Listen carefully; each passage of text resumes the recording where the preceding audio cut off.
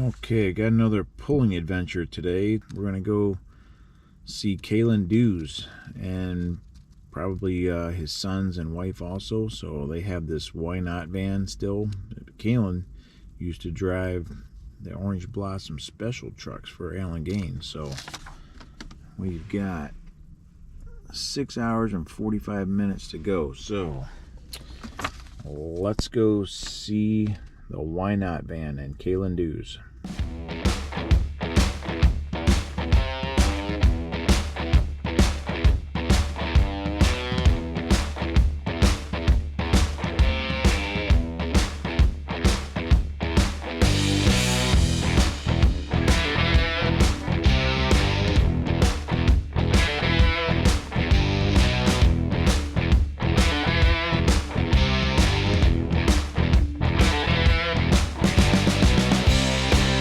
Today we're with Kaelin and Justin Dews.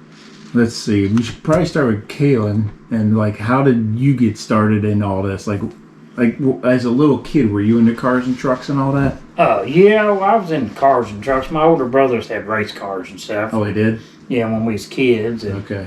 And we ended up in this, and then my older brother worked for Al, and like I say, summertimes we used to come up here, and then he built a pulling truck, and then that's how we got into pulling. We used to go with him, watch him at all these county fairs around here, and just led on to this. Lots of money. What year was that about? He started in 77 or 78 when he built his. In the house across the street? No, he built it in a barn like I did. Ooh. He rented a shop. Oh, he did? Out on the far side of town. Yeah, he had a shop out there that the first one he built, the four-wheel drive, the one I drove. Yeah. He built it out there in 77, 78, he built it. Okay. And then, like I say, we've remodeled it over the years over here. After he... how many years was he in the first place before he moved here? He's always lived here. He built a garage. I don't know what year. He built that garage in probably 80, 82 or so, because he built the 37 in there, and I think it's one of the reasons we had to have a garage, because we was building another truck. Okay. And it's big enough for two trucks to fit in there. Two trucks in there, yeah. And then we had built the train in there and everything. Everything was built. We gotta go through that too. And then this house, you're saying this garage here is where Alan built all his trucks. Wow. Did he move from here? No, he lived here till he died? The day he passed away. Yeah. Where would he put his semis and all that stuff? He kept on the southern states. Where's that? Just down the road. Oh, okay. It was just... Yeah, you can't really see in it, but... That's how it was, right? Owns it now. We just allowed to walk. I heard he would be so secretive he wouldn't let nobody knew what he was doing about nothing. Yeah. You can take a video of it, just like sneak around. Yeah. You know the guy that owns it, we just don't know who's living in there. Right. I don't think nobody lives in this end of it.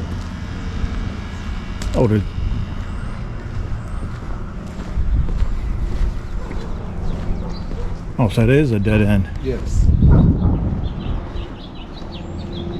See, this is our property here. My Oh, okay. And then that's my grandparents' house. Nice. So would he do stuff in there too, or is that just his personal cars? I don't know if he ever, early on he parked some cars on the side. I don't ever remember nothing parked. Alcove. Yeah. But it's the video of all the trucks sitting in the front yard. Yeah. This is where it was when he's doing that interview and a tribute to him or whatever it's called. That's right. Yeah. Well, I'm gonna put that in too. The man is Alan Gaines.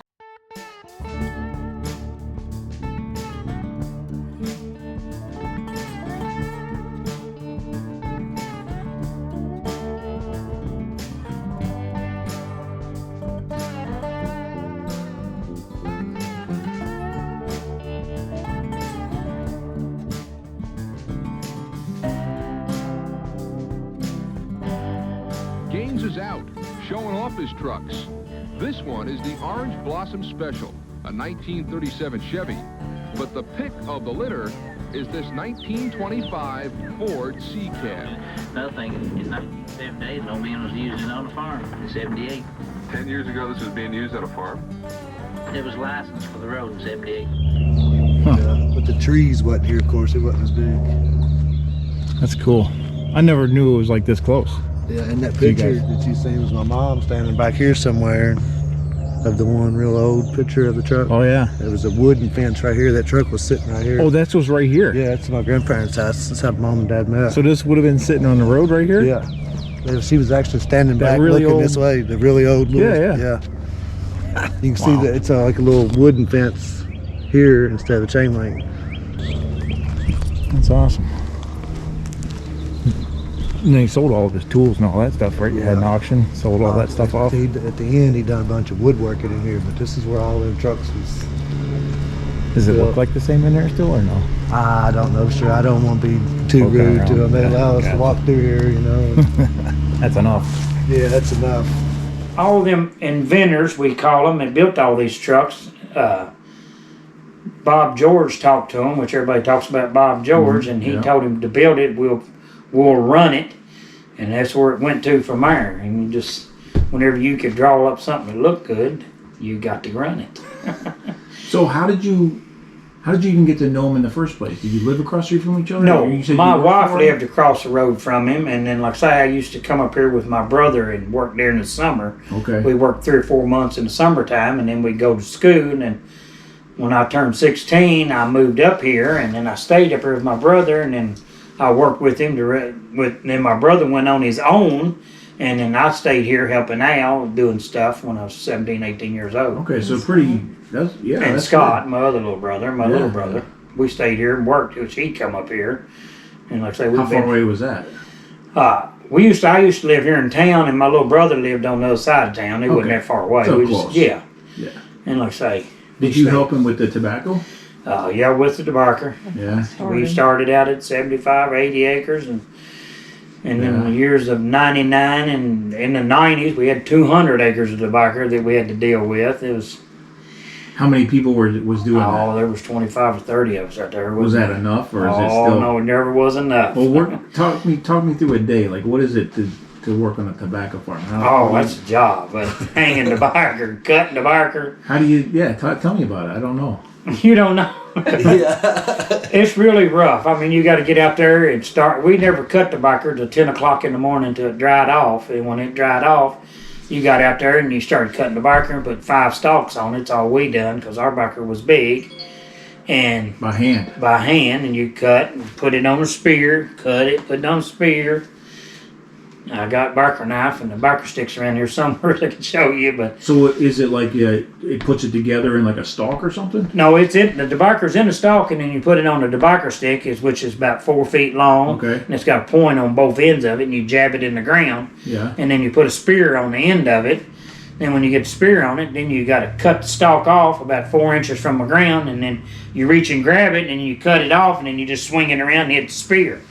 And then you cut 900 of them a day, 900 sticks, and that's a job. Does it have to be done by hand? It has to be all done by hand, and then when you get it cut, then you wait 3 days after you cut. Like say there will be 10, 12, 14 of us out there cutting, and then when you cut for 3 or 4 days, then you waited about 3 days, and then you loaded it up on a wagon, and then hauled it to the barn, and then you had to poke it up in the barn in the rails. To dry it.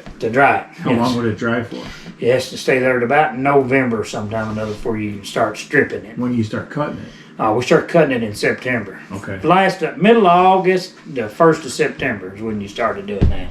Well, and that's when some of the summer truck pulling was winding down, so you had time to do it. Well, that's like, how do you still have a back left? You want to talk about this pain I have today? I mean, that's bending over all day long, right? Barker barn in there. You got to go all the way back in the middle, and you find some barker barns and stalks and sticks. Like bending over all the way to the ground all day long. No, you didn't bend. Well, you're going to make me you try not to bend no more than you have to, because your back would get hurt. You just reach and got it, and you have a tobacco knife in your hand, and you swung and cut it. And when you cut it, it's always in a motion to bring it up. You twist it like this, and it fall up in your hand, and then you could hit it. Okay. So the knife it's eye foot contact. When you put your feet on the ground, you didn't move them, and in your hands you just turned around. You got 5 stalks to put on there, and then you reach down, and then had a high boy. It dropped the sticks, and then you just picked the next stick up and jabbed it in the ground, and went on All day long. all day long, all the way to 5 o'clock. No, it wasn't all day. It was from 10 to 5, and then an hour for lunch. But what happens when 2 people try to grab the same stock? You'll cut somebody's hand off. Don't do that. You work from daylight to dark. Well, I mean, that's housing, but just cutting, we only done that. Now they cut from daylight to dark. They cut from now. The farmers ain't as got as much pride. We had pride in our tobacco. It was all pride. I heard about, like like Alan said that somebody loaded up a whole 30,000 pounds of it, and he didn't like it, so they had to unload the whole thing and then. Well, it wasn't that we didn't like it. It probably fell off the truck. There's a picture. That big semi truck you see right yonder with that big trailer. Yeah. We put 30-some thousand on that trailer, and then half in the middle of it fell off because it was stacked too high. Ooh. So that's when we had to unload the half of it and then put plywood, make another floor, and set the rest of it back on top of it. And that was all hand tied. It was all tied in a hand. It was all wrapped, and you tied it and put it in a hand, and your hand sticks up. Is when we done that. Now it's all in bales now, 600-pound bales. Oh, really? Yeah, we had a biker stick. It had 12 or 14 hands on it, according to how big your hand was. Yeah. And then it was on a debiker stick, like what you hung the debiker in. You used them sticks again and put your hands on them, and then you put it up on a wagon. There's some of them pictures in there too. Was that Alan's fields? That was his. No, he leased all his land. Yeah, that's how you cut it. But You might want to put it in front of the camera to show how it does it. I'll do it like this, and then I'll That's how you cut the biker. That's what it looked like when it's you can cut. send me those. You can send them all of them, and then there's some in there where it's stripped. But like I say, it's all hands labor. There wasn't no machines that done nothing other than you drive tractors and pick it up and bring it to the barn for you.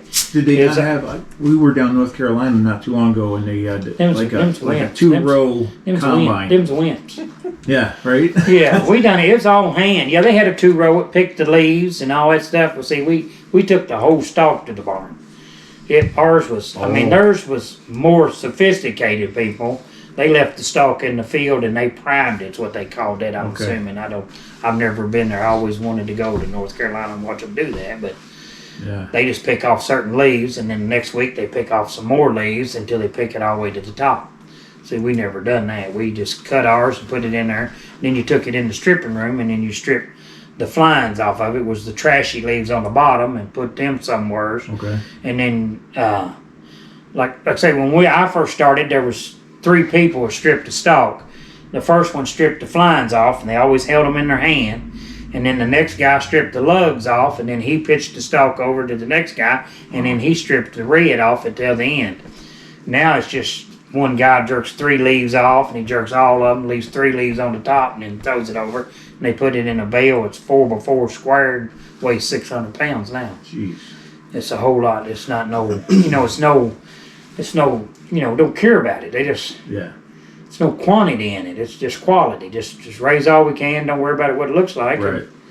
In which they're making more money than he did. I mean, I think he finally got to $2 and maybe $2.68 a pound. They get $2.80 and $2.50 a pound now. They get much more, but they're getting a little more. But they don't raise tobacco like we did. We raised big tobacco. I mean, huge tobacco. Okay. 7 foot tall. No, it never was 7 foot tall. It looked like it. But it had a big stalk. Every stick weighed 60 pounds at least. There was no, if you got a little stick, you jerk it out of the other guy's hand to take it. And you had to throw it up in the barn. Like I say, here's old pictures around here. We had to stand on barrels and hand the stick to a guy, and then he'd poke it up. It'd be that much higher. And then he'd put the stick in the palm of his hand, do like that. And he didn't hold it. He put it in the palm of his hand, and her hands used to be tough. They're not like that no more. Yeah. And then he would pitch it up and hold it like that, and then let go of it. It'd fall and hit the ground, or the guy would grab it. 99% of the time, the guy would grab it and take a hold of it and take it on up. 99%. Yeah, I mean, we had decent people. And this is a barn like you would hang tobacco in, right? Yeah, that's what we hang tobacco in. That's it. This one's in. So these are the sticks you were telling me about then, Them's are right? biker sticks, yeah. There's probably about 4 acres of biker sticks there. 2 racks, there's 8 acres they put in this barn. This barn's in bad shape. So Oh, so wait, is this the one where you had to throw it up and the guy would have to catch it? Yeah. Or you'd spear him? Oh yeah, because you only stand on a wagon. It's about this tall, and you got to get it on up there. All the way up there. All the way up there to that first rail. His hand only comes to that bottom rail. And you got to throw the whole thing up there. Yeah, just throw it up there. A good guy catch it. And then, like I say, there's 55-gallon barrels. They used to have a guy, we'd stand on them and just move them barrels, and he'd stand on it, and you'd hand him the stick, and then he could do it a whole lot easier. Oh, Alan could? No, Alan didn't. He didn't do that. He just was in watched the you top guys? Rail. Oh, he's up there? Yeah, he was in the top rail hanging it. He didn't poke it. All of us young kids done all the poking. He was top rail man. He paid us. He was in top rail. But this barn here, this barn was on its way to falling down, and we moved it back up. So were you driving the four-wheel drive, like, since its beginning? I started driving it in 87. Okay. That's the year I started. I started driving in 87. Danny White, we had two drivers. We had three drivers. Al drove it most of the time. And then, like I say, in 83, we built the 37 in 83. So they kind of run together. And then we had pro shows. It used to have pro shows. And they started in the winter time. And Al would have to take the 37 and 30. It was in 83. And then in 87, he built the Ford Ranger too. Wasn't it 87? Yes, 87 model. He built it in 87 and 88. And so he campaigned them two trucks, him and went with them all over SRO and stuff like that. And then I got left here with pro shows, and we run with them.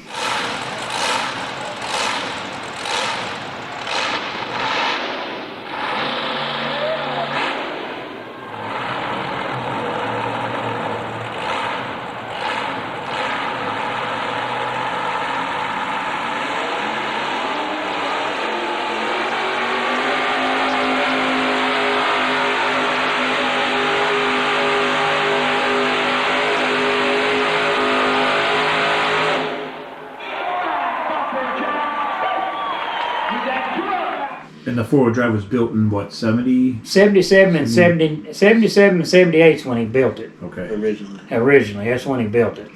Like I say, he couldn't sell it, would nobody buy it, and he traded trucks every 2 years. I don't know how farmers just figured they kept them 2 years and got rid of them, and couldn't nobody buy it.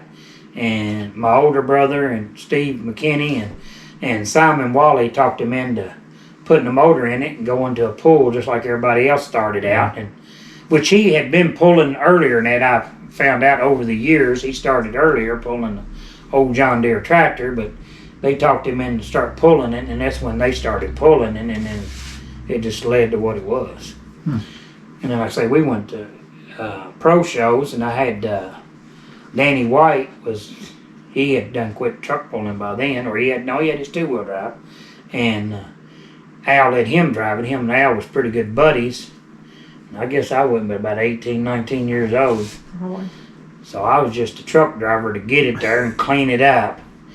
And then we went to one pool, and then my little brother Scott, our truck driver, was getting anxious, and then Butch drove it the next year. We had Butch Sharp drove it the next year, and then when Butch drove it, and Butch told Al, said, I can really fix this truck for you if you want me to. He said, can't nobody drive it like it needs to be, and Butch put me in it, and I started driving it then. So how did you get didn't Alan want to drive his own trucks? How did you Well, he had to go somewhere all the time. He had to go because him and Bob George talked about building the 37. Right. And Bob told him that we could make a lot of money, so him and Bob George, they decided on what to build, and they built that, and he had to go with Bob George to all the Pontiac Silver Domes, California. He went all over. He went to all the domes. He done all that.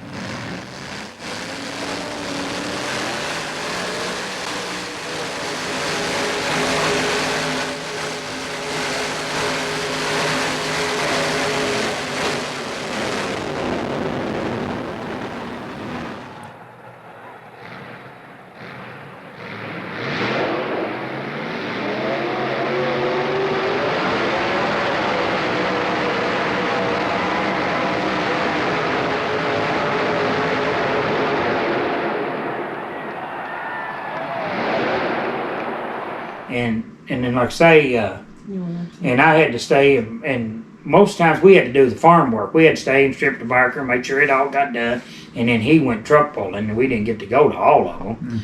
But when we could get off for a week or so, we'd go with him, or weekend, and go with him. But like I say, it was... We went one way, we went the other. Yeah, we went one way and went the other, and then, like I say, in 87, as I say, built the Ranger, and they won the points with the Ranger in 87, or 87 and 88.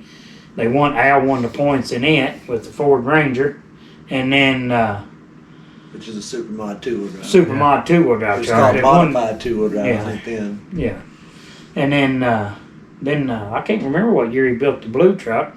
He told Bob about building the blue truck, and Bob said, "Build it, and we'll pull it." And then when we first built it, we put Orange Blossom Special on a blue truck, and he said, "I just don't think it fits with it very well." And that's why they changed those back side rails then, too, Well, right? that's the reason we changed the side rails. He wanted to stay with the name, but it just didn't fit the truck, and the truck wouldn't have looked good orange. He's got a lot of drawing. He drawed that truck up, and it just didn't look good orange. He just said it looked better blue, so then that's when we named it the Midnight Express. That's cool. And then we used to change the boards when we was kids. I can't remember what year that was. Do y'all There remember? was 3 different names for it, right? No, it was just 2. 2? I don't remember what year it was. This here is what year, Betty? 85? Is that what it says on there? I can't see. Is it 85? Mm-hmm. In 85, I guess we went to California, so he built it right around 85. And we had to take Bob wanted it to call it the Midnight Express. Him and Bob decided that, I guess. And then when we'd go to pro shows, not a conference with SRO and pro shows, we put Orange Blossom Special on the side of it. And we told them we had 2 trucks. But people were gullible, so we thought we had 2 trucks. So we run that and over there, and then we take the boards off and on every weekend. When we went to SRO, we put the Midnight Express back on. That's hilarious. We done that for a few times, and then we finally just quit. Did you ever get to drive that thing? No, I drove it around the parking lots and stuff. I never did drive it. I rode in it a bunch. It's a ride. Oh, yeah? Yeah, if you want to ride in something that'll move 75 mile an hour, that thing will move. I sat in it, and there's no room in that thing. I rode in with him out here at Georgetown the second time I rode with him, and it always had a leapfrog in it, and until we changed the back tires on it, it'd jump off the ground. And when he'd get stopped, my legs would be over the hand throttle on top of his hand, and his hand throttle would be in between my legs, and I'd be over in there. Yeah, there's no room no in that seat thing. belts. We didn't have to have seat belts. There was no safety stuff.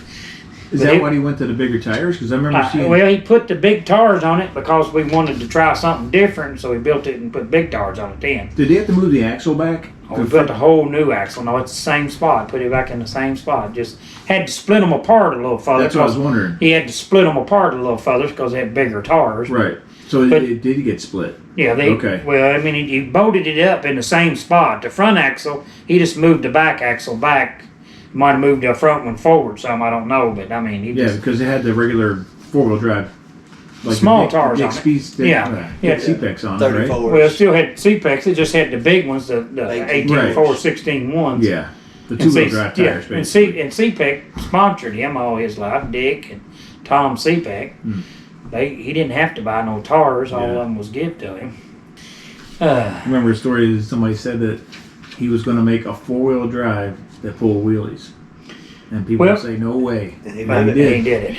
Alan Gaines from Georgetown, Kentucky, in his 1936 Ford C-Cab. Just a gorgeous piece of pulling equipment.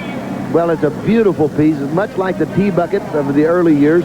But this is phenomenal. The twin motors and an absolute engineering masterpiece. Something else that Alan Gaines has got. He said when he built this thing, I'm going to make 4-wheel drive that does a wheelie, and everyone thought, well, that's just absolutely no way, Alan. Well, he has that. The 2 rear axles are both pulling, and it pulls a wheelie, as you're seeing right there.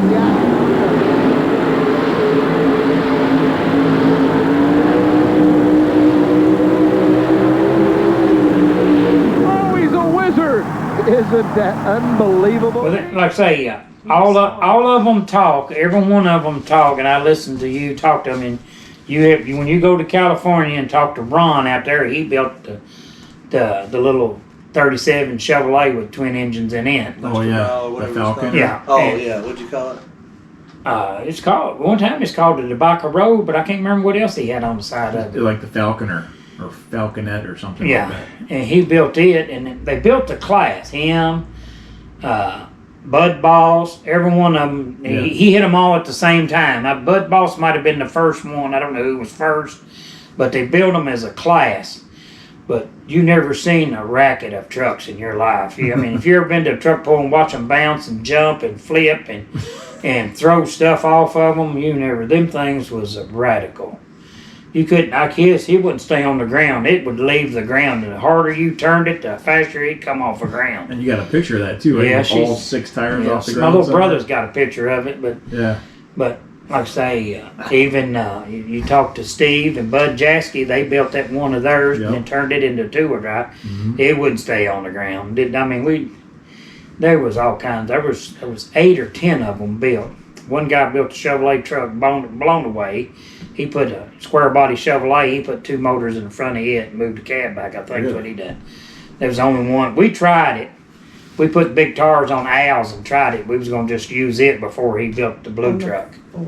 On the forward drive, we put big tires on the back of it, 40-inch tall tires, Yeah. and tried it, and then just had to have a whole lot more meat underneath the rear end to hold them tires. Oh really?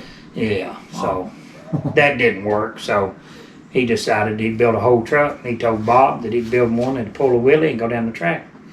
He says, a four-wheel drive? And he said, like, yeah. So, I mean, a lot of people, when the front end comes off the ground, they go into fits. Yeah. So, He was very unique, very smart. yeah, he could build one. I mean, it run good. And once we got it settled out, I mean, it finally run and does good. You want to drive it again? The 4-wheel drive? Oh, I told Keith we'd get it out and run it. The boy that bought it. But it running. needs a little bit more than just starting and then doing that. It Check ain't. the bearings and make Yeah, sure it it's is. probably got right. 25 runs on that motor, and it was built in, 80, Yeah. probably 80. It's been We built run since it a bunch. early. Yeah, we Sitting run it a bunch. forever. Now, we don't talk much about it, but I could run with the most of them with it. Yeah. But it's really old. It'd probably take a lot of work might take a lot of work. You just have to try it and see.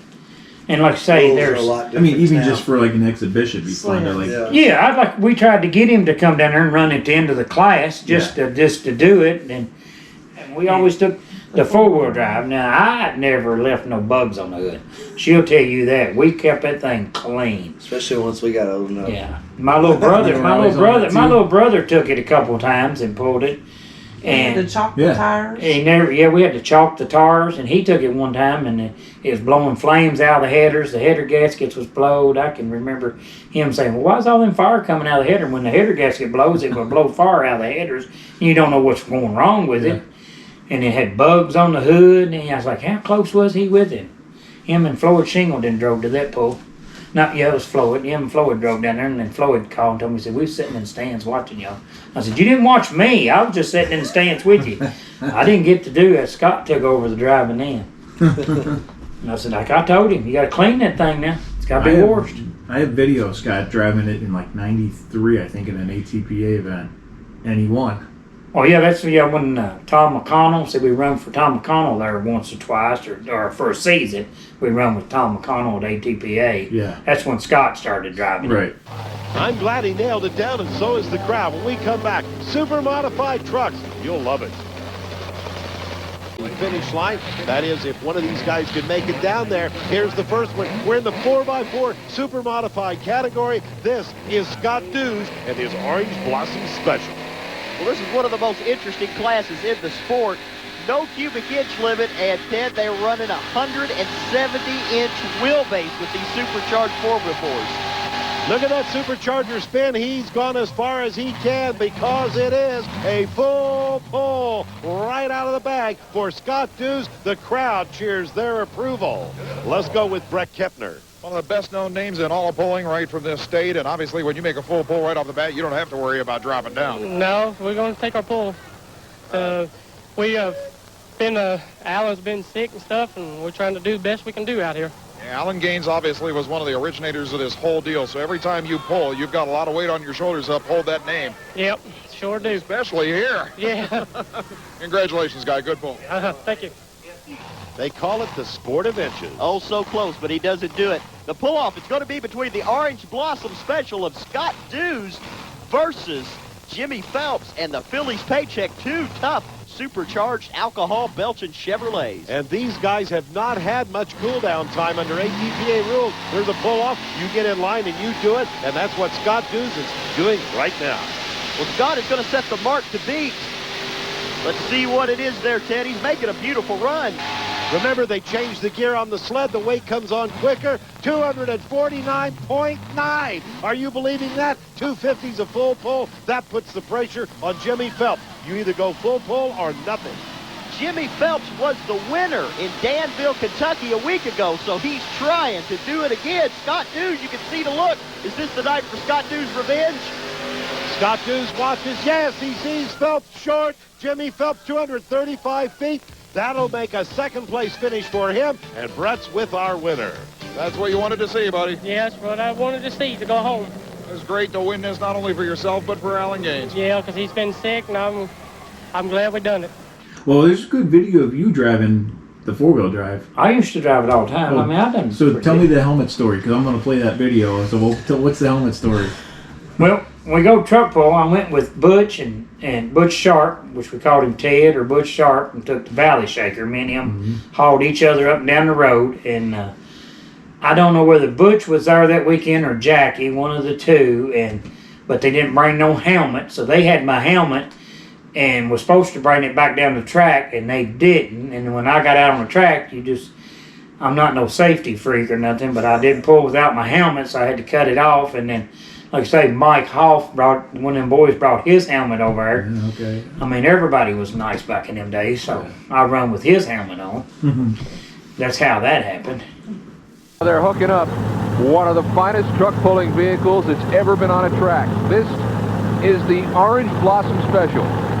Maybe the root of everything that Alan Gaines has ever done. Alan Gaines owns it. It's Kaelin Dews who gets the chore of driving it tonight, but that is the original. Oldest competing pulling truck in America. There is a great shot of Kaelin almost on cue. Opens the door and he says, "I'm a smart guy. That's why I forgot my helmet." Oh. Now look at his shoes. Look down at his shoes. They're gone. No, well, that's an Alan Gaines trick because Alan doesn't drive with shoes. And I believe he's just got Mike Hoff's helmet. You know, Alan will probably get home and Alan's going to say now, "Kaelin, what's the deal? How come you left town without your helmet?" He's got it. I think he just got a little excited and forgot it. Listen to this truck.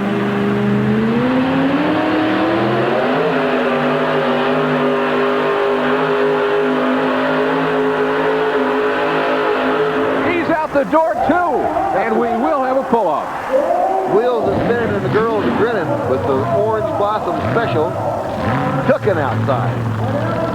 I'll tell you what, Kaelin Dews says, "I might have a borrowed helmet, and I may not have any shoes, but I sure know how to stand on it." He'll shift this truck right there, puts it in the high side, leaves the second, and trucks right out the gate into the pull-off. It's a full pull for the OBS. Well, we were supposed to have a pull-off between the Valley Shaker and the Orange Blossom Special, but a funny thing happened on the way to the sled. The Valley Shaker blew its transmission out. Maybe some of that cigar smoke from Jackie Sewell filtered into the engine. In any event, the winner of the Super Modified competition by default of the Valley Shaker engine is the Orange Blossom Special. So you wasn't smart, huh? No, I wasn't. I was smart as I thought I was, but I was just. Oh, and tell me the thing about driving with no shoes. What was that all about? Well, Al said we could always feel better if we didn't drive with no shoes, which our first boots is a whole lot thinner than wear tennis shoes or our boots that we wore back in the day. And so. Did it work? Yeah, you could feel the throttle. The throttle is the most sensitive thing on it. If you open it up too fast, you ain't learned nothing. And that truck didn't like wide open easy. You had to ease it out of the hole. You couldn't flip it open. If you did, you was in the hole. So you had to push it real easy, and it had a tight spot in it, and it would, when you pushed it down, it would either flip open. So I said, well, I started driving with no shoes, and it had a big old hot foot like it's in a racing boat. You seen it? It was about that tall. Yeah, So my foot had to slide all the way to the top of it and then reach it. And in all them stories, you hear him and then everybody talking when you listen. I used to have to shift gears too, so I had to take a hand off steering wheel and reach over and shift it into drive. Now that was my job. That was the toughest job. Driving it was easy. It was reaching over and hitting that shifter at the right time and changing gears to high gear. You did shift it. Oh, I shifted for 3 years. I had to do that. Okay. And that was a job, which we didn't never move the shifter. It was made for a big guy, Big tall 7 guy. foot tall giant. Alan drove it, and he could reach over and touch the shifter. Well, I had to reach up and grab the shifter. And knock Really? it out. Oh, wow. I said, "Why don't we move it back?" He said, "There ain't no spot to put it. You just have to reach." And it no power steering on it. There was no power steering on it. It was manual drive. So I had to get it locked in and hold the steering wheel. And then once I got to a certain spot, which was, I used to call him my mentor, Butch Sharp, Ted. He'd be over on the sideline and he'd do like that, and I'd reach over and hit the shifter and hold on. Oh, really? Yeah, Butch told me, he said, "I'll learn you how to drive this thing. You watch me, and then after we get done, that's the end of it." So he'd sit over there, and he said, "You just look at me." So I'd just sit and look at him, keep pushing the throttle. Then I'd reach over, and when he'd do like that, I'd reach over and slap the throttle or slap the shifter and put it in drive, and then ease the throttle on over. I didn't shove it on over. I just ease it on over. And how Like old you're were going to the grocery store, what I tell them all the time. How old were you when Butch put you in there? I was 17, 18. I think I was 18 years old when I started driving, or 19 at the most. Because there's one good video, like when you're in that thing and you hear it shift, and then the wheel speed is just, oh it's my something gosh. bad. I was supposed to say it was bad. And then the engine didn't pull down either. Yeah, you think about that. That's a good job. That's bad tires didn't hook up. No. If you want to go all the way back and trace the roots of Alan Gaines' entrance into truck pulling, I guess, Mike Galloway, you look at this truck. This is the original. This is the original Orange Blossom Special. This, Ken, is the oldest pulling truck in America that's still in competition. Is that right? That's right. A gentleman named Carl Bidwell just retired his truck after over 1,000 hooks. This was second. Alan started with it originally. He has turned the driving over to Kaelin. But one thing you need to kind of watch on this truck, he does something with this truck that no one else is going to do. About half track, he'll shift this truck from second to high gear, and it just sets sails and goes towards the finish line. A lot of guys have tried it, but when they have, they've found pieces laying on the track. It's an 85 Chevy, as you can see, a blown Chevy engine, and the driver is Kaelin Dews, who does a lot of driving for Alan Gaines. He's got the green light.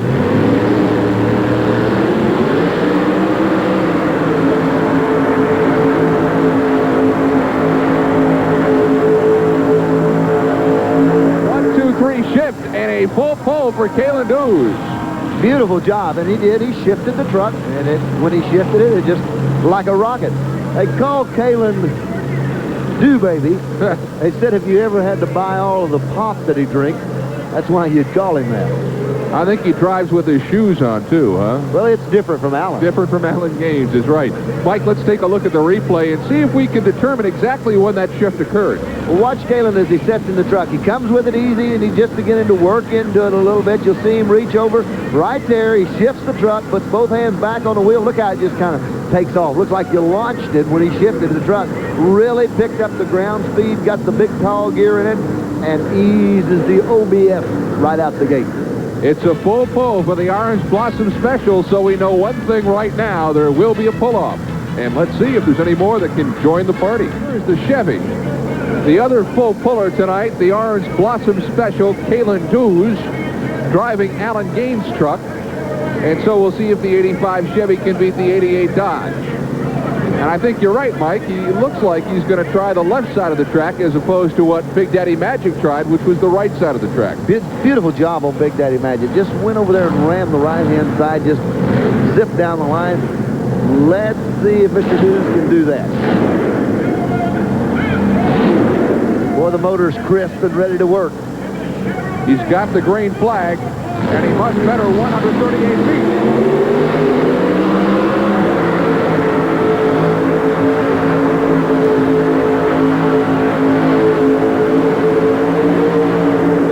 Close, Mike, but I think he's done it. It is very, very close measurement, kid.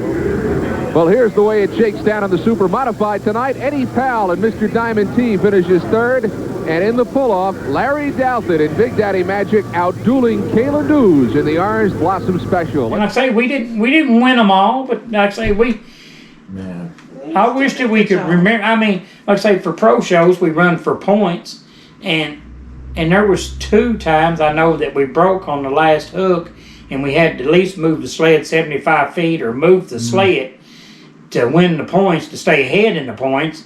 And we lost a fuel pump at Ruperino one time, and we had a 2-gallon gas bottle on there, a gas jug that you sprayed to start it instead of squirting gas in it. So we always just used it, and so they was getting nervous about us squirting gas in it and blowing gas back on it, catching us on fire, so we all had to put electric squirters on them. So we done that. So Danny White was driving it at that time, and we got him out on the track, got him hooked, got it started on gasoline, because the fuel pump, alcohol pump didn't work, and he just held that pump, turned it on, just let it run, and he just pulled it up there, and then to win the points, I say. I mean, things like that you had to do, you can remember them. Them was old moments. You had an electric. Had electric primer, had like a Holly pump on there to pump it. And then, like I say. So, what was the engine and trans in it then? What kind of trans? It had a 400 turbo from Jim Beatty's out of Baltimore, Maryland. Built the transmissions for him. Was it still a 3-speed? Yeah, it was still 3-speed, but we used when we first started, when back in them days, we used second to take off. And then once we got moving, we shifted to drive and then got the gear ratio we wanted. Everybody else had to start out, like say it's an 1875 final, they had to start out with that gear or start out with a 20, what was it? I forget what it was, 25 or 26 final, and it was too low. They couldn't run it in second. They had to change all the gears in the rear ends to try to get it. And then they started using, they used second and we used drive. That's what it was for them to get the gear. So we always used second, and when we used second, it come out with a 30 final, and as soon as it got up to at 75, 80, 90 feet in the track, Butch would tell me to shift, and I'd reach over and shift it and take it and then send them tars into twilight zone. How much wheel speed do you think it was? Justin could figure stuff like that. Over 100? No, I'd say it's probably 40 mile an hour. We don't maybe. have that. We don't have that today. It might be 40, but I doubt it. I'd say it's closer to 35, something like that. That's it? It looked like it was faster because they were just spinning. If the tire was taller, it'd be a lot faster. Yeah. Where it's such a short tire. It looks like it's just zinging. Yeah. Like going down there. So, was it a super mod when you first drove it? The 4-wheel drive? Yeah. It's always been. It started out as a super truck. It started out with one carburetor on it for 1 year. I think it stayed on there for 1 year when he done it, and then all the rest of them was blown 4-wheel drives. All the rest of them had blowers on them, and then he went and bought another motor and put a blower motor with 2 carburetors on it the next year, and it's always been blown since. Was that the first pulling truck you drove ever? Oh, yeah, that's the first one I ever drove. So you hopped right into a super mod? Yeah. Well, I drove it around. I mean, I test and tune in the driveways. Really? Oh, yeah. I mean, we just started them up and moved them. Yeah. We didn't go do no burnouts or nothing. But you just like we showed you earlier, you start them up and you got to make sure they go forward and backwards before you ever went to a truck pull. You didn't want to get there and it wouldn't move. Well, had you driven anything like that before? No. So what was it like the first time you get in there and go down the track? It's awesome. It's something to deal with. I know what it was going to be like. I mean, I've sat and watched them. It wasn't no. It ain't as much fun as when we built the van. It's a whole lot different. Okay. It runs different than that thing did. That thing run good. And then there's another story behind it. Like I say, I don't know what year that was. We started a fight one time. I don't remember. We started over hitches and money problem, and I don't remember what year that was. So we all quit. Oh, with Alan. Yeah, with Alan, we all quit, and really? 7 or 8 of them stayed into it, and then we just he went to SRO, and he run the 4-wheel drive with SRO as an exhibition vehicle for 3 or 4 years, 2 years, maybe 2 years, and that's where we come up with the hitch rule, and then we raised the weight up from 62 to 65 because the truck needed it. It was too light, and that's the reason it bounced and done stupid things. And then we put a shorter hitch on them. That's where we come up with all that. And then went back out in the market and then sold it to them, and they took it. Now that's the reason we're 66 now, but that's the reason we come to that. And you guys are 66 on the we weigh 6,600 pounds now. Oh, wow. With the driver. With the driver in it, and then an 18-inch hitch. And that's where we come up with all that. That's when it was fun. Yeah. That's really when So, purple was fun. That's what I want to ask is, like, what are your best memories of that whole time? Like when you were doing all this with Alan and... Cleaning trucks all the time. That's your best memory? Yeah. That's all we done. We was the polishing kids, buddy. Back in the 80s, I'd say 87, Your I best started memory. driving. Come on. You can think Shoot, I don't know something where the best memory is. Heck, all of them was I mean, good I would memories. almost think for you would be driving that thing, Well, right? Getting to drive it? I'd say probably so, first time or two. Like I say, the first year, I mean, it was pretty exciting to get to drive it the first year when we did get to drive it, but they wasn't supposed miss to be those out. days?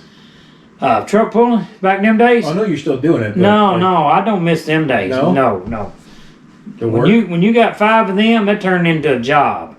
I mean, we did still farm, but like I say, when he built that train, it turned into a job. It was, I mean, you worked all day and you didn't work all night on them, but you took off on rainy days and you worked on them all day and stuff. The train did break down a little bit, but when you went to a truck pull, buddy, there was not one piece on there that didn't polish. His floorboard underneath his feet was polished. And it got dirty every night climbing in and out of it.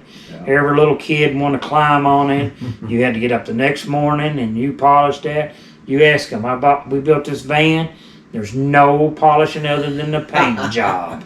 No chrome headers, no chrome blower. The headers aren't even chrome? No, there's nothing chrome. They used to look like them, but now they're rusty. They're rusty now. There's nothing chrome. Only thing's polished is the 4 rims on it and the body. He even had us, like, on the wheels, the words, whatever the name Oh, of the yeah, tire was. I had to chalk in. You chalked them. So it stuck out? Yeah. Yes, all the names was chalked on them. Every night. Every night you because go you to- went through the They dirt, don't it would have wash that them off. They wasn't on them there. Yeah, that's Well, I'm probably. gonna tell you, I know That's I in did it California. one That's time. probably why I didn't get to go there. They're chalked on that. Look on that. Yeah, they're chalked on them. Yeah, that's my truck. That's the one I pulled it. Show them the big tires. See, that's when we they had the big tires on the back. That's the 40-inch tall tire. That's how it is now, right? Yeah. Yeah. That's how we left it. That's how it is now. Well, didn't that mess with the gears in the front, though? That's why they had That's the secret. That's planetaries. why we had planetaries. Yeah, it messed with That's it. how the van come about. That's how the van come. That's how I mean, we, wouldn't that turn them all at different speeds, though? No, but the planetary slows it down where the bigger tires is faster speed. So Oh, the so planetary then that- slows it down to make them match. Yeah, that took up for it. Yeah. they can't tell you the rest. Yeah. Did you have to do the math on that, though, to Yeah, figure he that did. out? So you don't He- break Alan branches did. and all that? Yeah. did. Alan and Jim Owens done the math on it. That's all. Man, figuring that It's out. not Alan was very smart. back then. I'm sure it's you've done figured that out. probably a little harder to do. Nowadays, it's pretty easy to figure out. Yeah. So that's Back how then, he. you didn't That's how have he all did the the different size knowledge. tires. Yeah, put the planetaries on the back so we can run the big tires. Then we put the big tires on it. We went from 7th, 8th spot back up to 1st and 2nd and winning and doing all that stuff. Was there a lockout on the front wheel to unlock the 4-wheel? No. Oh, Lord, no. Lord, no, man. No? Even No. in the pits when I was a kid, I literally would have to grab a steering wheel and hang out the door to turn it and swing on it and pull it down over in the pits. Oh my If you God. could- It's the worst thing to get Well, it out would of the probably pits. break if you had one of them hub. No, maybe with It was them big too- old too hubs, easy. it would have been too easy if we put a lock-in hub on it. It would have been easy. Like I say, when I got done pulling most of the time, I always took my seatbelt off, and when you stopped, they always pulled you off the track. I'd get up, take it out of 4-wheel drive. Oh, you could do that. Yeah, I could take it out of and Because it had just a put it in. 205. Take the front rear end out of gear. Take the front rear end out of 4-wheel drive, Okay. and then you could steer it, turn it like it was an automobile. It would turn. Okay. But when it was in 4-wheel drive, you couldn't turn it because Yeah. the back tire's pushing the front. So when you're pulling up on the track, your 2-wheel, No, when I drove it, when you got there, you made sure it was in 4-wheel drive before you got on the track. you don't want to forget. No, Is that the main it thing? had 2 rubber straps around the 4-wheel drive shifter and everything. Now, would he have to mess with the transfer case lever to get it around? You see the strap in there? They would strap it backwards to get it locked in 4-wheel drive. Oh, really? Yep. And he only did that because one time he's going down the track and it jumped out. Other than that, he strapped it in there. Oh, wow. And all you did was it just took the front rear end in out of gear. We left the back in 4-wheel drive all the time. It stayed in gear. Okay. We just took the front rear end All out I of done gear. was took it out of low lock, put it back in. Now, see, it had planetaries on it, and it's got a 205 transfer case in it. Yeah. Like gas trucks run today. Right. Yeah. We run. It's a one ton. It's a 1-ton transfer case, And in it don't have billet covers on it. no billet covers. That's a 1-ton, and we run a Profab gearbox so you can't tear it up. Yeah, right. And that thing still lasted all that time. It's still in there today. It needs to come out and be updated, but no, you can't update it for what. For what it is. Yeah. Yeah. It would be better off if you just take the 2 big tars off the back, Yeah, because you messed all the gearing up then. and then put the gears back to like everybody else has got, and then it could be kept additive. You can use it that way, but I don't know how long the transfer case would last. It would probably last forever, and that's a Jim Owens built transfer case too. Yeah. It's really billet pieces inside of it. It's all no oil holes drilled in none of the worm gears. It's all solid shafts. I mean, he built all the gears. So it's a special 205 then. It's kind of It ain't a special. stock Yeah, it ain't no 205. stock one. No, it's far from Right. being stock. It's a stock case, stock bearings, and all that stuff. And it's been in there since this truck right here. You look at this truck, it's in this truck here when it was built, and it's been in there ever since. And that's probably 79 or 80. That's the same transfer case. How many? We'll say 80, 82 at the most. It's been in there since 82. Because he broke it at the farm show in 79 or 80, and they run us off. That's when we fell out with them. They drug it off the track, and he made them pick it up and carry the whole truck out of there, and they didn't want to do that. Oh, they broke it? No, it broke pulling. Pulling, The okay. transfer case in it broke. And when it broke, they tried to drag it out of there because you want to run the show and get it moving. And them guys wanted to run it, so they started dragging it, and it was just beating it and jerking his truck to death. So he made them get 2 end loaders and pick it up and carry it outside. Wow. And they just carried it outside the door and told him to go and be gone. That was it? That was it. I didn't have no One worst. question that I put on here is worst breakdowns on the road. Okay. Oh, that's a good one. Yeah. I'm gonna be here for a minute. This is a good one. Our worst problem on the interstate running is we was headed to a truck pull. Had the blue truck, had the 4-wheel drive, the blue truck, and the 37 in there. In the enclosed trailer. Enclosed trailer, his big black one, and had the 4-wheel drive in the front and the blue one down underneath the 4-wheel drive. We fit 3 of them in there. Yeah, we fit 3 trucks in that trailer. And we was going to Nebraska. This one, Yeah, jacked up. Yeah, we was going to Nebraska to pull, and somewhere's in Nebraska. Then we was headed to California after that. And we started out, and he can drive a long time, Al could. And he told me, he said, I'll wake you up at 5:30 and you can start driving in the daytime, because he didn't want me to drive at night, and there was no more older people in there. And I was probably 21, 22, 23 years old by then. Okay. And he said, I'll wake you up. So when he woke me up, I was in the floorboard underneath his feet, and I was like, From a sleeper. kind of out of the sleeper, and I was like, what is going on?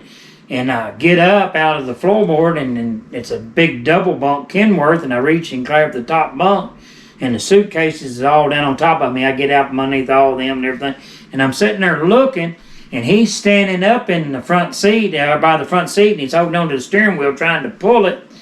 And then my other buddy that always went truck pulling with me was sitting up there, and he was just sitting there going like this and moving around. And I was like looking, and you couldn't see nothing. It looked like we was in snow in Nebraska in January. It's snowing out there, and I think that snow's blowing. I was like, and you couldn't see nothing. It was just blowing in front of me. I was hanging on, just shaking right along. And I was like, what in the world is going on? And then the next thing I know, I lean over like this because you can see lights beside me. And I was like, well, y'all be able to see something? I lean over and look like this, and I lean forward, and I look out through there, and I look, and I see it says Alan Gaines, and I says, we're in trouble. Very back of the trailer. I said, we're in trouble. It's in the front windshield. I said, we're in trouble.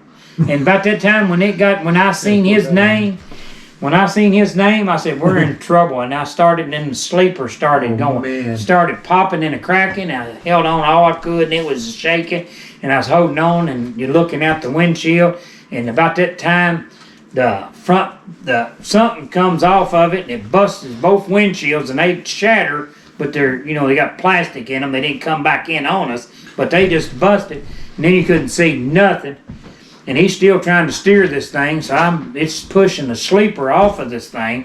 And it pushes the sleeper all the way over, and the radiator hoses to the heater in the back, and the coax cables and the hot cables to all of our CB stuff was running up through her. And then the sleeper sitting doing like this, and then now I see the exhaust is right here. I was like, dude, and then it stops, and I was like, and they hollering. The boy went with us, he was hollering, his name was Billy Dean, he was hollering, he's like, are you all right back there?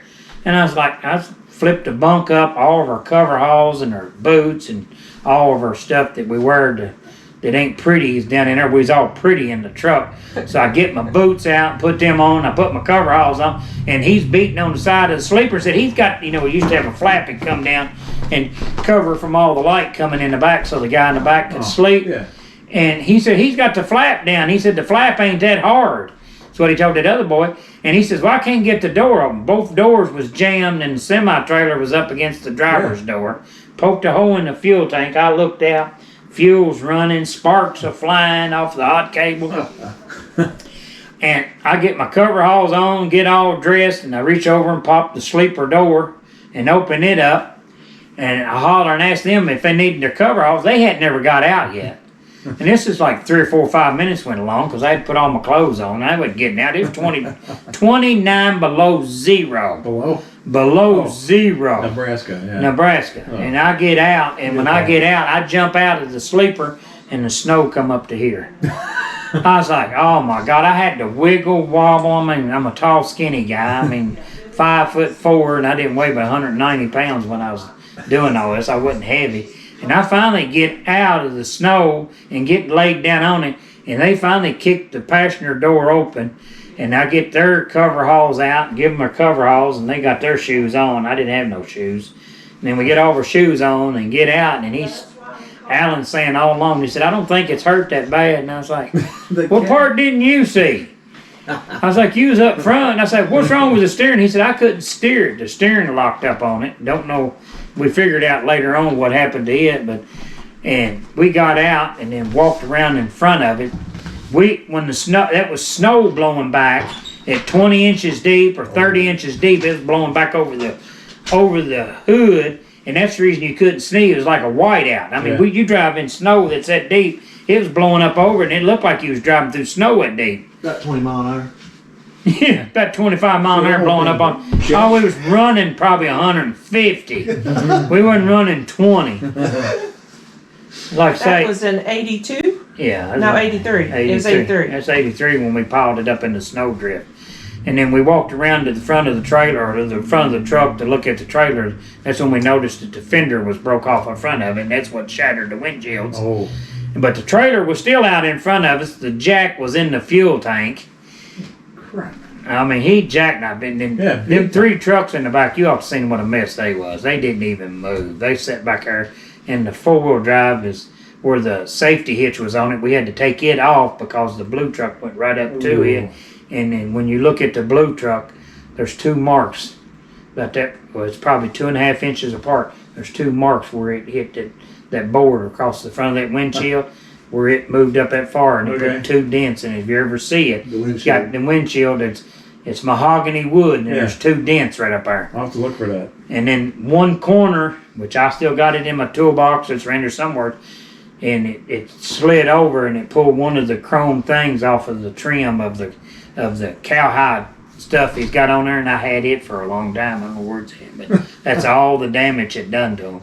Ooh. Man. But yeah, he was coming down through there, and a semi truck pulled over in front of us, and we hit him in the rear end. That guy said, "This is what this guy told us while we was sitting in the cop car trying to get one." I looked up the road. There's nobody out there at 5:30 in the morning in Nebraska. Yeah. And we drive down the center of the road. When you was a truck driver in them days, you drove down the center till you seen somebody and you got over. All right, that guy come down through there and you could see him up there and he was about this Double tall. over year. Yeah. Yeah, he was about this tall, and you look up there and you see this truck driver way up yonder, and you see he's coming down the road running. And he finally gets to where he's as tall as us. And that cop rose down the window and said, "I'll talk to you a minute." And he's like, "What the hell's wrong with you, sir?" And Al says, "What do you mean?" He said, "I looked in my driver's mirror," and he said, "I seen you back yonder." And he said, "I looked in my passenger mirror so I could get over, make sure there wasn't nobody over." And he says, "You hit me." And he says, "You was a mile behind me." He said, "How fast was you going?" He said, "I looked in the driver's mirror and I seen you way back yonder. You know, when you see lights come up on you in the dark." He said, "I seen lights." He said, "I looked in the passenger side to make sure there was nobody beside him." And he says, "You hit me." Bam. He says, "No, you pulled over in front of me." He said, "No, you hit me." The KW emblem on the center of the hood, he hit right on the driver's side of the KW emblem. It broke that KW emblem off. Wasn't that truck, was it? That was that truck right there. It was? Yes, it was that one. Oh, man. That's a big black one. It would run 150 or 160. It had double overdrive in it. You could stroll that sucker, buddy. Whoa. But you could stroll it. We couldn't drive it. It was geared so high that when we got into traffic, we'd have to get out from underneath the wheel. We couldn't change it. Oh yeah, that thing started how fast it would It go. run 120, 130. It ran 120. We had it 110, I've been 120. in a bunch of semis run that fast. We'd lay down in New Mexico. And he'd say, "I'm gonna drive across it." And I forget how many miles he'd drive across it, and we'd still be sleeping the sleeper. It would ride that smooth too. It'd sit back there and purr like a kitty cat. 2 hours later, you're there. Yeah. Was it a K? It's a KT. It was a KT 450, and he had it turned up to a KT 600. Alan With taught him with how an to drive 18, it these had semis, 18 too. speed. Yeah. It had 18 Oh, speed, yeah. and that thing double overdrive. Oh man. That thing would fly, and he hated to get rid of it. It sat out in the driveway. We had it hauled home. Our record driver here in town come and got it. And your oldest brother. And my older brother that worked for him years ago, he was driving coal bucket, and he come to Nebraska and got us. And he told me, he says, "He's not driving my truck." He says, "You get up here and drive, and I'm driving." He says, "He's riding the rest of the way." And he had a big old Kenworth too, and me and him drove on to the truck, but we missed it. We wrecked, and we couldn't get nobody to haul us or move us on down the road, and took us 8 hours to get it off the road. And in time we got there, we missed the Friday night pull. We got in there Friday night when they was about truck pull was over with. My brother brought us in. He come from Kentucky all the way to Nebraska and got us, and then took us on from. No, we got a truck driver to haul us up there because we rode in a cab over because two of us had to lay in the bunk the whole time in a cab over, and Al rode up front. We got to the truck pull, but we didn't get there to pull, and then we pulled the next 2 nights, and then went on to California. Jeez. Steve still brought a truck out there, brought you. Yeah, Steve took a truck out there. He brought a truck out there. Al called him, and he brought a truck, got us, and took us on to California. But yeah, he laid down, went to sleep. I'd say me and him, all three of us, was sleeping in there. It hit so hard, we wanted to take it out of there before he got rid of it. The glove box was a sheet metal aluminum. Yeah. You know, they wouldn't but 1/16 or 1/8 inch, something thick. There was that my buddy was sitting in there, and there was 2 knee prints in that thing. That's how hard his knees hit. And his uncle was the sheriff here in town at the time, and he told that law enforcement woman, he said, "My uncle's the sheriff here in Scott County, or deputy sheriff, even, I don't know whether he's deputy sheriff or sheriff. They knowed all about it before we even got to call home." She radioed it in, and they radioed and sent it in, and told them that we was all right, that we wrecked out there. Ooh. Was NTPA? As NTPA, we got thrown out of NTPA back in the 80s. Oh boy. 80 was our last year, I think. Okay. I wish, like I say, he went to the farm show. Everybody don't really watch all that. We went to the farm show. Yeah. He won it 2 years in a row at the Right. farm machinery show, but you never see them. That was in 79, 78, 79, and 80. They're on YouTube. You know, not blown forward drives. Like we got, like Al's truck. I've never seen them on there. They just, now they put some out this year. Somebody had filmed them, and I think you're just now starting to see some of them too. yeah, That's good Yeah, too. so many like I say, we stuff went out to the there. farm show. Al did when I was a kid. We used to go all the time, and I want to think in '83 he built the 37, and I want to think he might have made it to 81 before 80 or 81 when they throwed him out. That was the last time we went pulled for NTPA. Yeah, they had a big falling out. Oh really? Yeah. And then, like I say, he never pulled for NTPA no more. I mean, he used to, it was all NTPA, and whoever else was around here. I can't remember who all was pulling back in them days, but yeah, he had trophies over, I mean, by the thousands. Oh, At his house. I'm talking about, all them big China ones they got. He had all them. I like to have all them. Big plates. And big plates, all glass, crystals. Yeah. And big trophies. I mean, it was probably The worth duplex something. was full of them. And then, like I say, the whole attic, there was piles of them in the attic. He never kept no seconds or thirds. It was all first. Wow. Yes. We was just standing right here. Okay. And you know what I'm saying? That was looking that way. That's like when he first brought it home, right? Or the first picture of it? That's when he started in 78, 75? 78 or 79 is when he started. Okay. He couldn't sell it. He usually kept truck 2 years and they couldn't sell them. And he said he was either going fishing or buying an airplane. And he couldn't. Fishing or buying an airplane? Yeah, he was going to go fly. He said he was going to fly an airplane. See, he used to snowmobile race when he was a kid in Michigan. His aunt and his sisters and all of them lived in Michigan. And he said he was going up there. Justin, what year was it we brought the van? 5 years ago. Oh, it's been 8 years. Oh, is it? 7 years or so. Yeah. It's been a while. I keep thinking 5 years too. I have pictures You gotta think somewhere. about the points 23 and it started 25. And see, You here's gonna a picture scan all of of them, or did you? I didn't, yeah. I mean, you guys are right on time or what? Yeah, we're fine. Yeah, I can go on home here a minute. Yeah. That way you can get all of them. Yeah. I want to get those jackets too. Yeah. Whatever you can get. We ain't in no We hurry. even have a belt downstairs that says Orange Blossom Special. Here, let's pull. What you got to fix this man? Snack on. Oh, we'll get something later. I ain't worried about that. That ain't 8 either. She's gonna go snacking or This something. is cool. Well, you going down to get? You gonna get my belt? Miss Linda's belt. Yeah.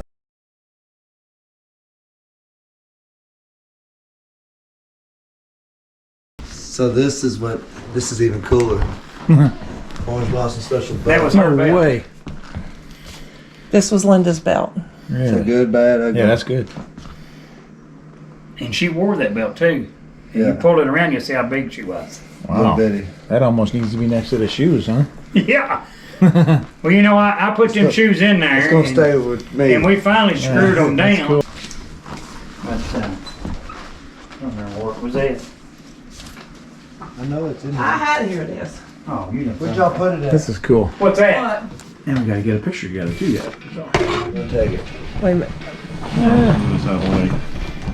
Well, you still video. All right, how's that? All right, so there's there's Well, I'll Kaelin and Justin.